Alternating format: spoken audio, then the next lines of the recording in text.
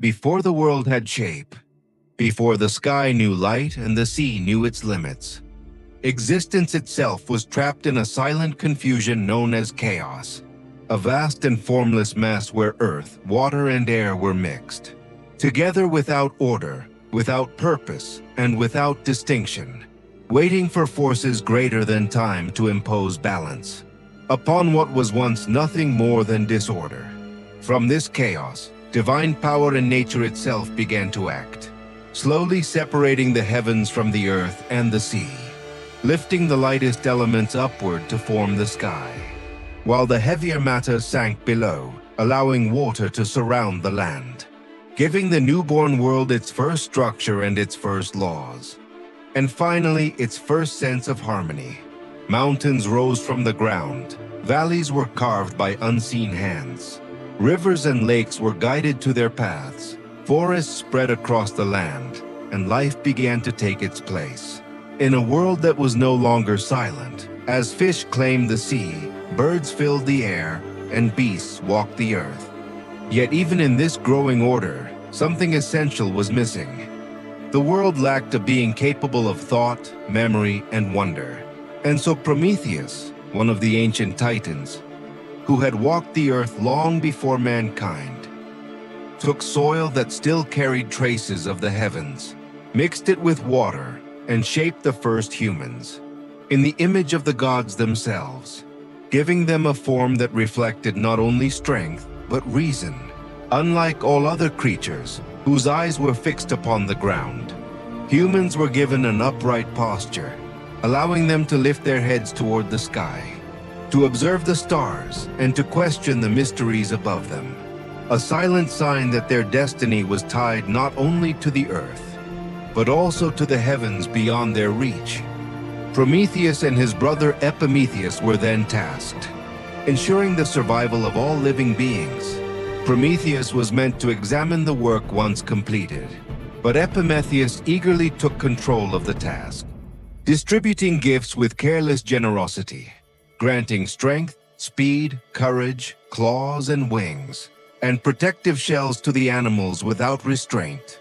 But when the moment came to provide for humanity, Epimetheus realized too late that nothing remained, leaving humans weak, defenseless, and exposed, a mistake that threatened to undo the very creation.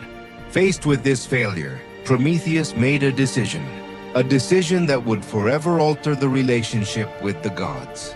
With the guidance of Athena, he ascended to the heavens.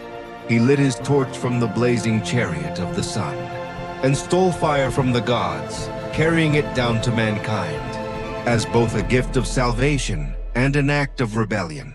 Through fire, humanity rose above its fragile beginnings, learning to forge tools and cultivate the land, to warm their homes and build the foundations of civilization, securing dominance over the natural world, proving that mortals with knowledge could rival nature.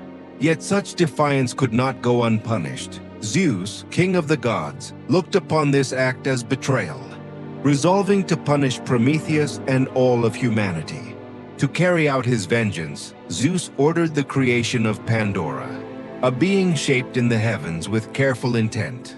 Each god bestowed a gift: beauty, persuasion, and music, and above all, a curiosity so powerful that it would become her defining trait and greatest curse. Pandora was offered as a bride to Epimetheus, who accepted her despite Prometheus's warning, to fear the gifts of Zeus, whose generosity concealed punishment.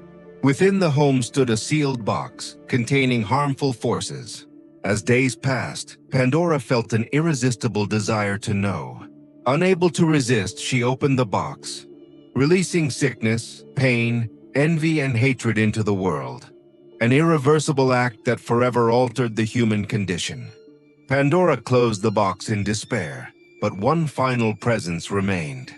That presence was hope, waiting silently at the bottom. Though humanity would suffer, hope would never abandon them, offering comfort even in the darkest of times. In the Golden Age, the earth provided all things freely, but as ages passed, the world declined into greed and war.